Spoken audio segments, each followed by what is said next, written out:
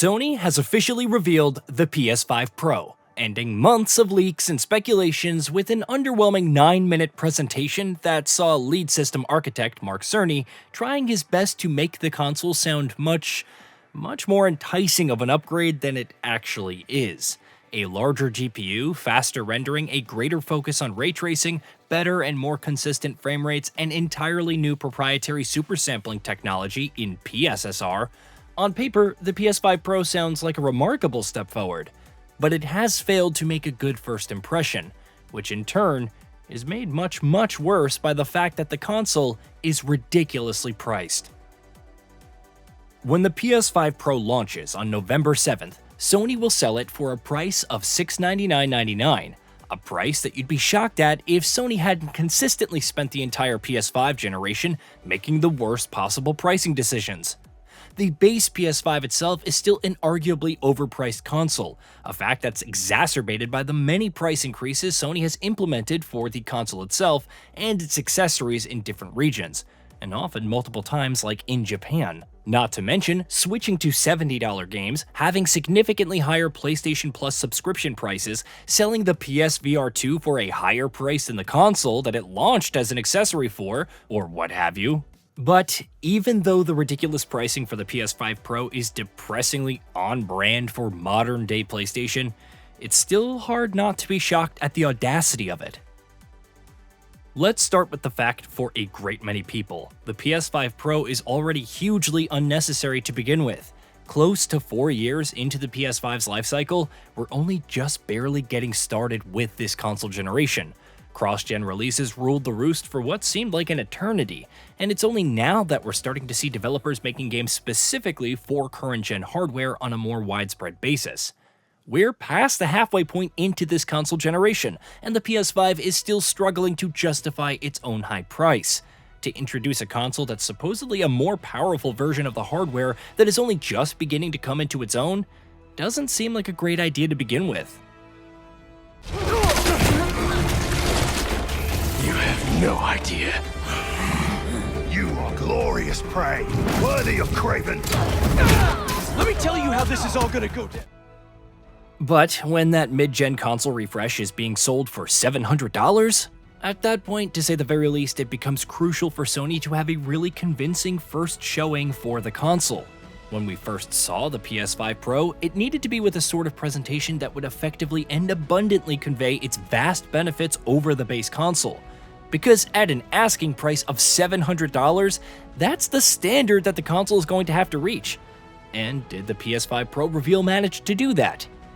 Well, let's just be extremely polite and say, hell no. A significant portion of the 9-minute presentation that saw Mark Cerny unveiling the PS5 Pro was dedicated to showing gameplay footage of titles running on the console while offering side-by-side comparisons with those same games running on a base PS5.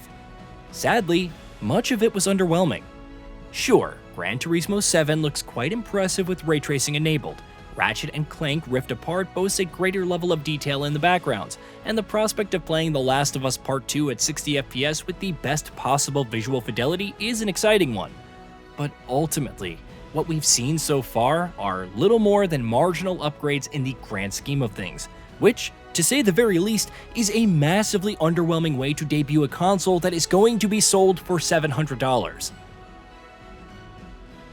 The fact that Sony hasn't revealed the PS5 Pro with gameplay footage for any major upcoming title, like Death Stranding 2 on the beach for instance, hasn't exactly helped matters, especially because many of the games that we did see, from Control and Horizon Forbidden West to Gran Turismo 7 and The Last of Us Part 2, are cross-gen titles, and maybe not the most exciting picks to show off a hardware upgrade with.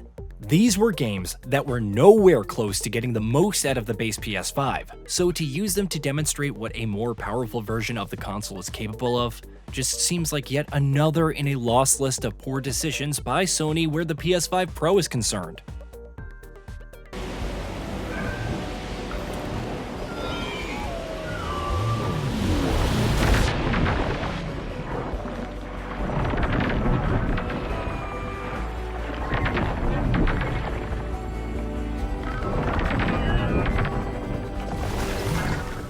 Oh, and here's something that's really annoying, even if it doesn't really matter too much in the larger picture. Sony, you're selling a mid-gen console refresh for $700, a decision that in and of itself reeks of either unbelievable hubris, and that $700 doesn't even include a disk drive, by the way, which incidentally is yet another way to send people deeper down the digital rabbit hole where there are no guarantees of permanent ownership even for games that you've bought and paid for. Is it too much to ask that you don't sell the console's vertical stand separately? Because boy, oh boy, talk about nickel and diming.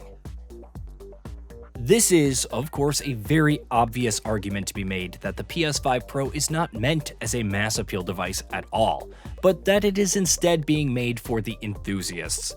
There's little doubt that within the specific demographic, the PS5 Pro is obviously going to do well, regardless of its price.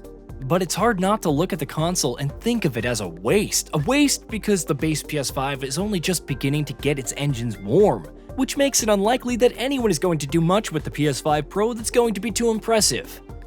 And if that's the console that Sony is releasing, the prospect of spending $700 on it also seems like an exorbitant waste. It's honestly hard to figure out why Sony is even making the PS5 Pro. Unlike the PS4, which was already an outdated piece of kit even when it released, the PS5 still has a great deal of juice left in it that developers haven't come anywhere close to fully squeezing out, on account of the incredibly slow start this console generation has suffered. So it's not like there was any need for a more powerful console.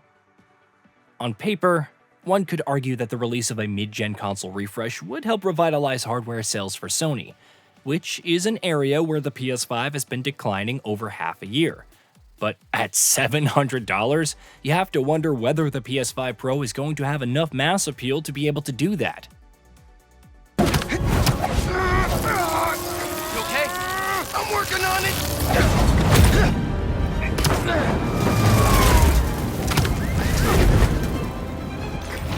Thought I lost you there! Can't get rid of me that easy! It's next to impossible to imagine anything the console could do that could ever justify that price. But, if nothing else, one could hope that we get to see upcoming games like Death Stranding 2, Grand Theft Auto 6, and others running on a PS5 Pro sooner rather than later, and that they actually look significantly and meaningfully better than they will on the base PS5. Because that's the level that the PS5 Pro needs to be hitting to come anywhere close to maybe sort of justifying its price tag. Hey, did you know that we at GamingBolt upload new videos every day? Stick around, drop a like, subscribe, and hit that bell. And let us know what kind of content you'd like to see in the future with a comment below.